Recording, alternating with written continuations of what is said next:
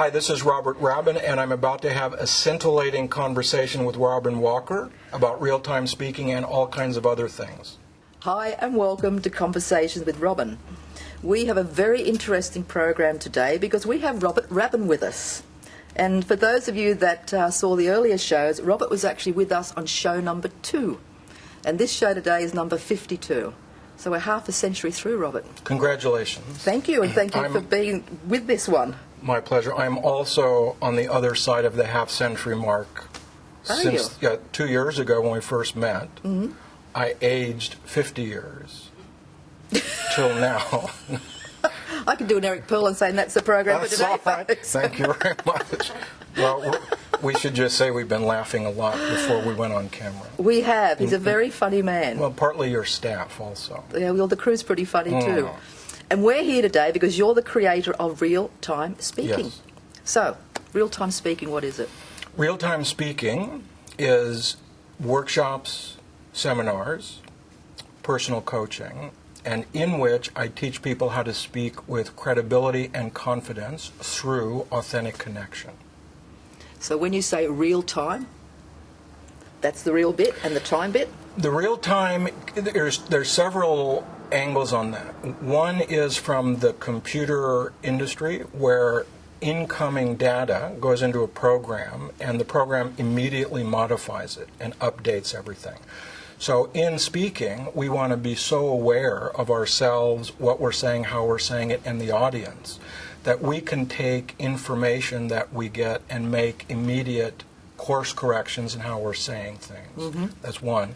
The other is real time, as in time to get real.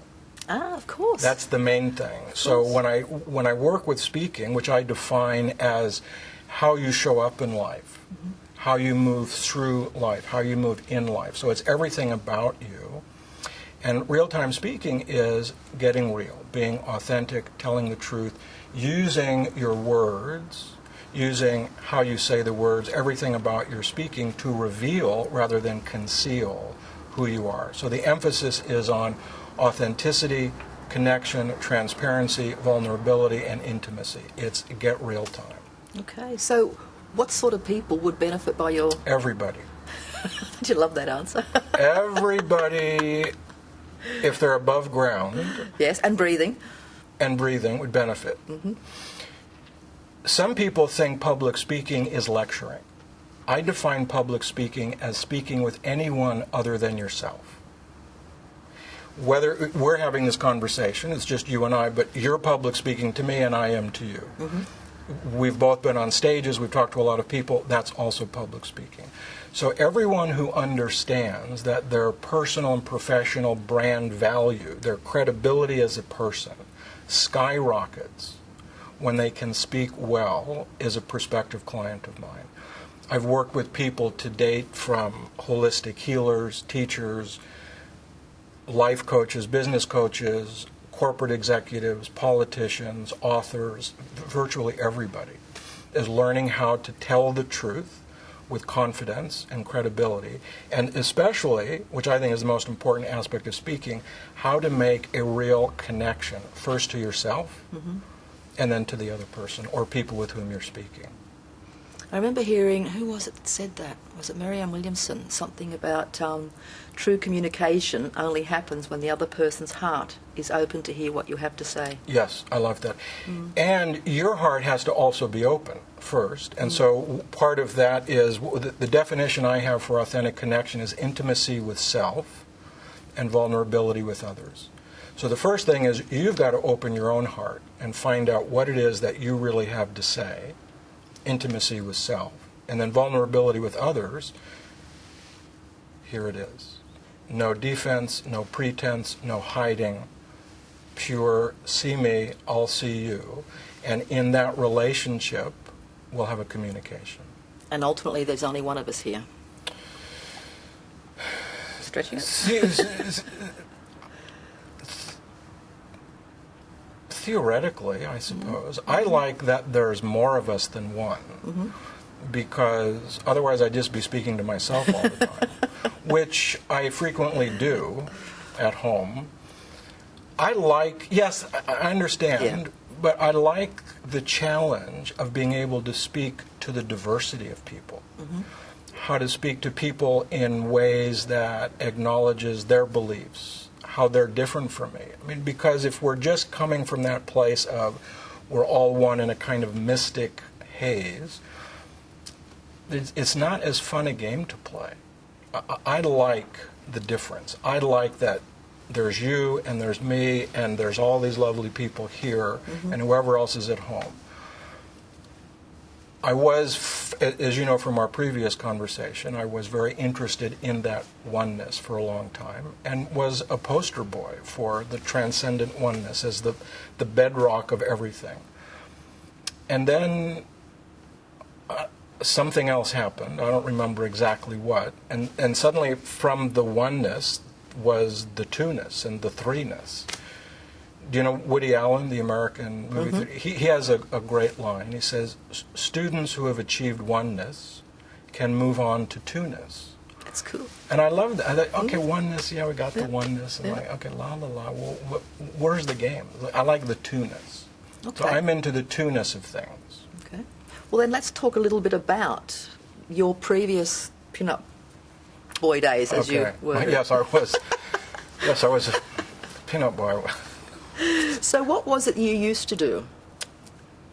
Help me out here, Robyn. As a radical sage. Radical sages. Because that's what we spoke about in 2 years ago. Yeah. Radical sages, as best I can remember now, was a project that I created shortly after the 2004 presidential election in the U.S. Oh. And the radical sage idea was to appeal to the spirituality communities, the yoga and meditation communities, and get them involved in politics and social activism.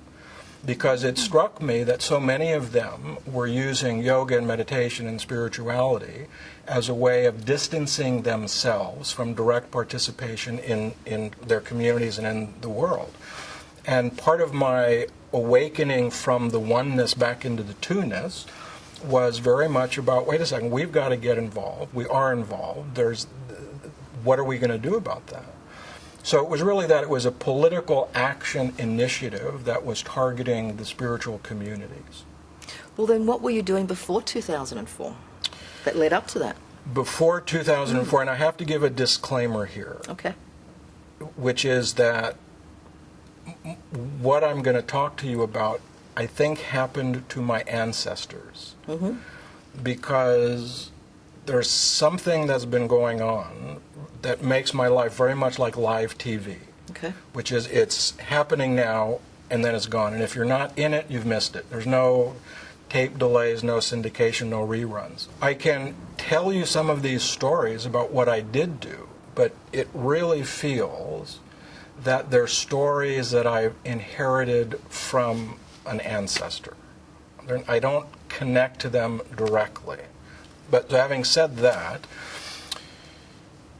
Radical Sages grew out of a project called Truth for President, which I created, or one of my ancestors created, in 2004. And that was the precursor of Radical Sages. It was an initiative to get spiritual meditation, yoga people into the political process to what we used to call politely at the time, unelect George Bush. And then when that went the way it did, I realized that what I was really interested in was not just an election year project. It wasn't just political and electoral, but it was this larger notion of how do we participate in the world. So I remember what guided much of my life for years was that seminal spiritual question, who am I? And years later, somewhere around this 2004, 2003 time frame, another question came to me, which is, and how shall we live? And suddenly I had this one question that had two parts. Who am I and how shall I live? One question. So the spiritual work that I had been doing for many, many years didn't have, up until the times we're talking about, a relationship to how do you live? How do you participate in your community? How do you vote? What do you do with your money? All of those kinds of things. And I realized that that was essential. That finally, if what we call spirituality was going to have any merit, any bite to it, it would have to manifest in some discernible way in behavior. If it was just new ideas and a different kind of speaking and maybe a secret handshake or, a hat with some kind of "I'm a spiritual person" on it, it was just ridiculous. So that's what I was doing before Radical Sages, was Truth for President, get people involved politically, and then I went into the Radical Sage idea, which is what brought me to Australia when we met.